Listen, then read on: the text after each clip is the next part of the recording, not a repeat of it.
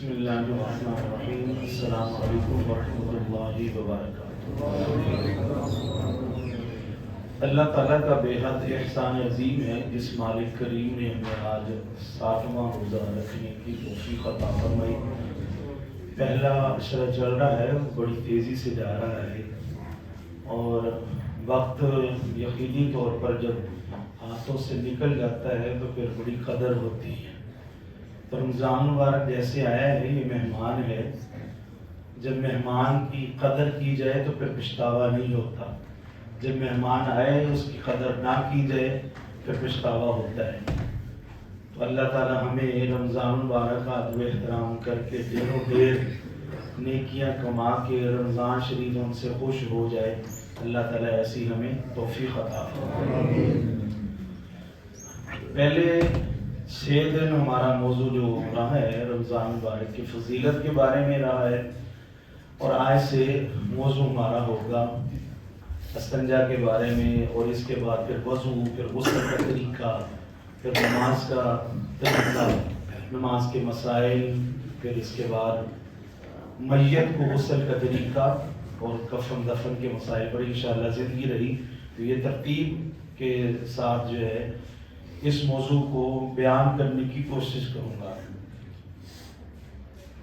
آج کل کے دور کے اندر زیادہ تر جس جگہ پر بیماریاں ہوتی ہیں، جراثیم ڈھیر و ڈھیر ہوتے ہیں، وہ ہوتا ہے ہمارے گھر کا واش روم۔ پہلے دور کے اندر آپ اگر جتنے بھی لوگ بزرگ ہمارے گھروں کے اندر موجود ہوتے ہیں، ان سے اگر آپ سوال کریں، پوچھیں ان سے کہ جو آپ کا دور تھا پہلے، آج سے کوئی 25 سال پہلے لگا لیں، 30 سال پہلے لگا لیں، جو آپ کا دور تھا اس دور میں کیا بیماریاں زیادہ ہوتی تھی یا کم؟ وہ آپ کو کہیں گے بڑی کم بیماریاں تھیں۔ اب تو بلڈ پریشر کی بیماری ہے جی، بی پی لو ہو گیا جی، تیز ہو گیا جی، طرح طرح کی بیماریاں ہیں۔ پہلے دور کے اندر لوگوں کو جب حاجت آتی تھی تو رفع حاجت کے لیے باہر کھیتوں کے اندر جاتے تھے، اور کھیتوں کے اندر جب جاتے تھے تو بیماریوں سے محفوظ رہتے تھے۔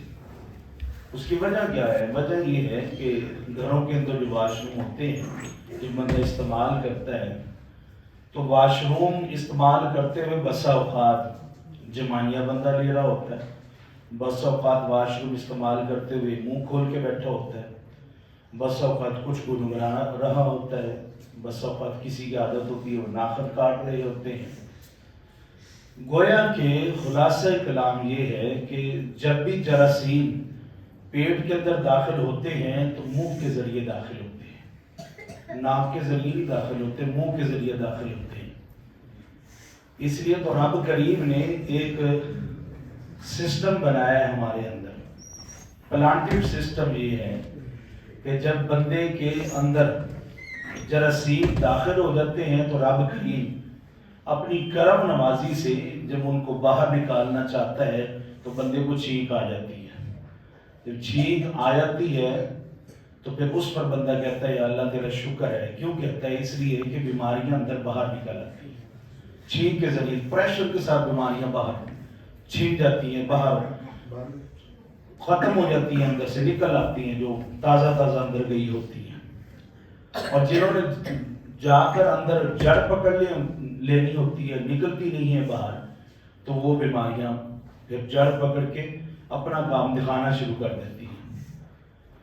تو ساری بیماریوں کی جو جڑ ہے وہ زیادہ تر واش روم کا استعمال کرنا ہوتا ہے، چونکہ اب مجبوریاں ہیں۔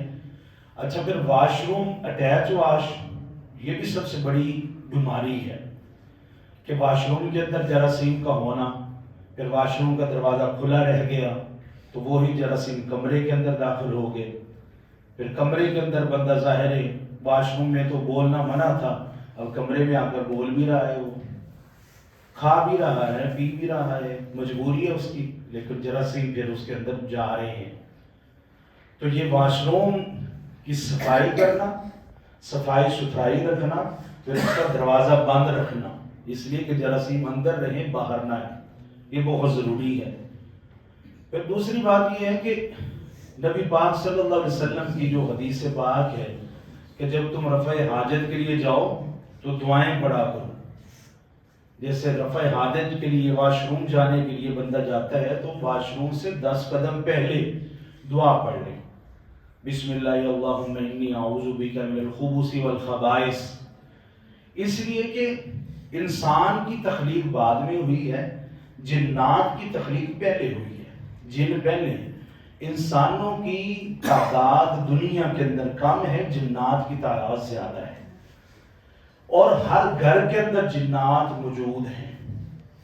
اللہ کے فضل و کرم سے, اللہ کی کلام سے, ذکر و اذکار سے, نماز کی برکت سے, قرآن پاک پڑھنے سے اللہ تعالیٰ ان شیاطین جنوں سے انسان کو محفوظ رکھتا ہے.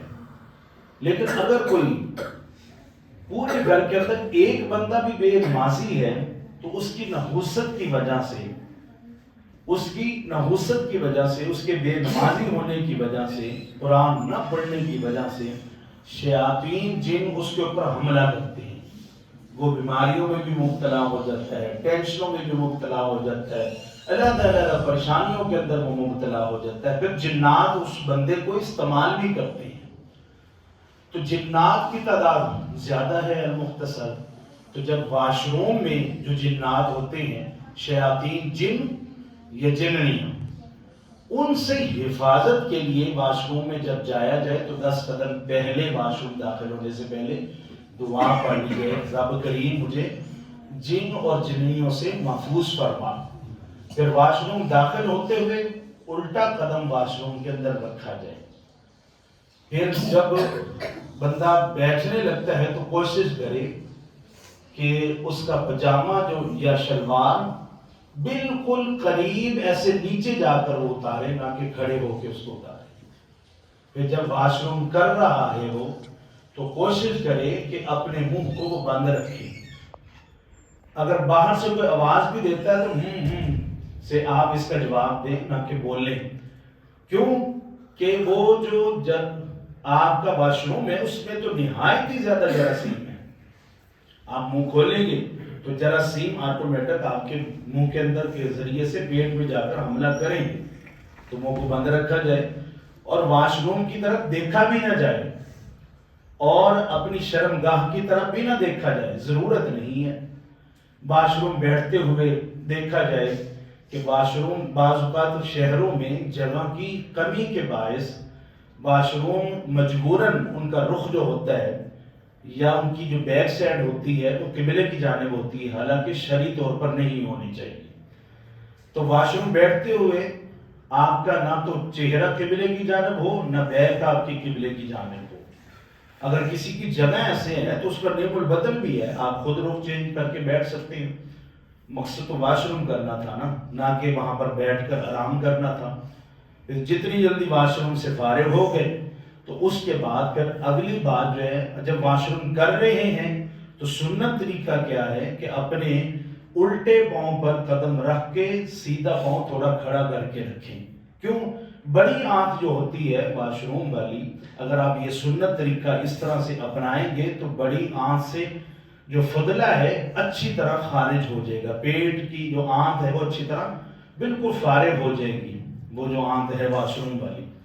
تو جب یہ ہو گیا تو اس کے بعد استنجے کا کیا طریقہ ہے کہ سیدھے ہاتھ سے پانی پکڑیں اور الٹے ہاتھ کی 3 انگلیوں کا استعمال کیا جائے. یہ بہت ضروری ہے, 3 انگلیاں کا استعمال کیا جائے. ان کے پیٹ کا نہیں استعمال کیا جائے, کوشش کریں پیٹ کی پیچھے والی جانب کا استعمال کیا جائے.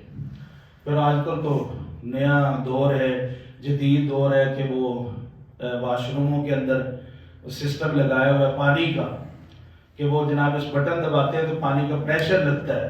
تو یہ بات ذہن میں رکھیے کہ پانی کا پریشر لگنے سے آپ کو یقین نہیں ہوا کہ گندگی اتر گئی ہے کہ لگی ہوئی ہے, جب تک ہاتھ کا استعمال نہ کیا جائے.